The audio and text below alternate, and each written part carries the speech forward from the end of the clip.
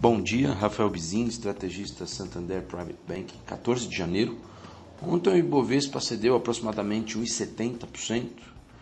O índice está sofrendo aí uma clara realização de lucros, mas isso depois de operar em níveis bastante elevados aí, em comparação ao que se podia imaginar algum tempo atrás, Ainda perto dos 122 mil pontos, o ganho no ano está em 2,45 e o índice atingiu praticamente 125 mil pontos uns 3, 4 dias atrás.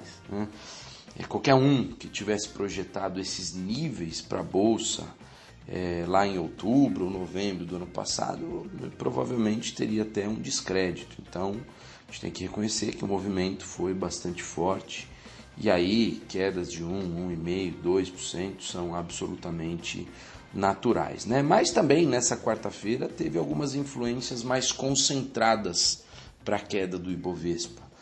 Por conta de notícias corporativas específicas, e aí o declínio de algumas ações bastante relevantes na composição aí do índice, Enquanto isso, no exterior, os mercados ficaram meio de lado ou tiveram até uma leve alta, Mas quanto à renda fixa, depois de um alívio na terça, os juros futuros brasileiros, os juros pré-fixados, eles voltaram a subir, ontem, mantendo aí essa tendência recente, embora até nem tenha sido o caso nas negociações de ontem, o fato é que a alta das taxas das treasuries norte-americanas é um dos fatores também que pode estar contribuindo para a elevação dos juros pré-fixados também aqui no Brasil.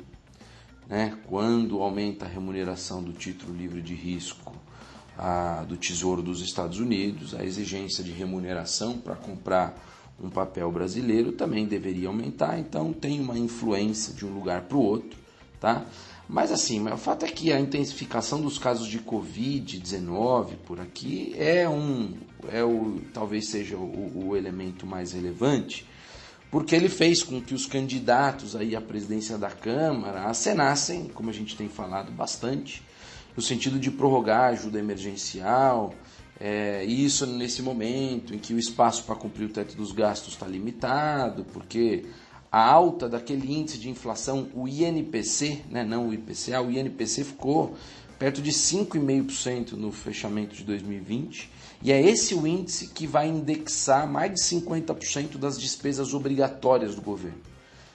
Então, essas despesas aí vão subir num ritmo bem elevado, comprimindo a outra parcela do orçamento e dificultando ainda mais o cumprimento do teto de gastos.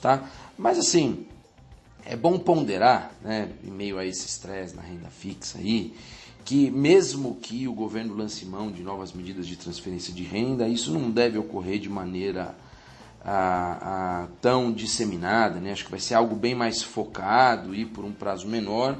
Assim, o volume de recursos seria bastante inferior àquilo que a gente viu no ano passado, nesses programas aí de auxílio, de ajuda emergencial.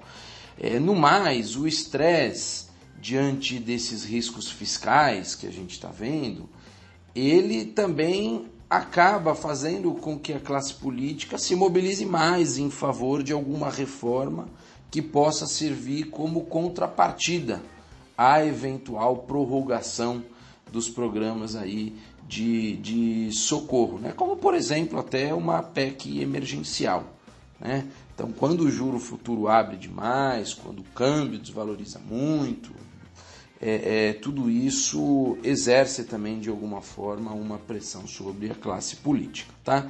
Mas vamos lá, assim, do ponto de vista de gestão, é bom dizer que nos níveis correntes, as taxas pré-fixadas reais e nominais, talvez elas já estejam embutindo uma boa dose dessas preocupações aí com as contas públicas, já que essas taxas estão num nível que não é muito distante dos piores momentos de outubro ou novembro, quando a descrença com o teto dos gastos era muito ampla. tá?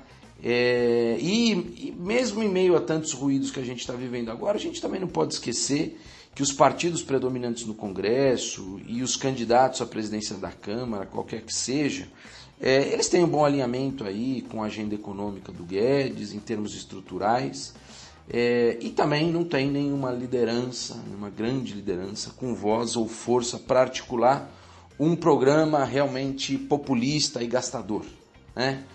É de novo algo que a gente já tem falado aqui repetidas vezes. Ou seja, do ponto de vista tático, está parecendo de novo que a relação risco-retorno aí das NTNBs, por exemplo, ela volta para um nível mais atraente, né? Começa a voltar para um nível mais atraente, inclusive até porque, nesse caso dos títulos que também são indexados à inflação, você vai se beneficiar de um IPCA médio que está relativamente alto, né? Ele deve ficar ao redor aí de 0,30% no primeiro trimestre, né? Na média dos meses, contra um CDI que está aí perto de 0,15%, 0,16%. Então, é tudo uma questão do tamanho da preocupação que a gente vê vis-à-vis a correção nos preços dos ativos, né? O quanto eles já embutem ou não de prêmio para compensar determinados riscos. E se a gente acha que essas incertezas elas estão num patamar a partir do qual riscos de ruptura não parecem tão maiores, né? Então talvez todo esse estresse já esteja sendo relativamente bem precificado. E as possibilidades de ganho, né, uma relação risco-retorno começa a ficar um pouco mais favorável. Eu fico por aqui, bom dia a todos.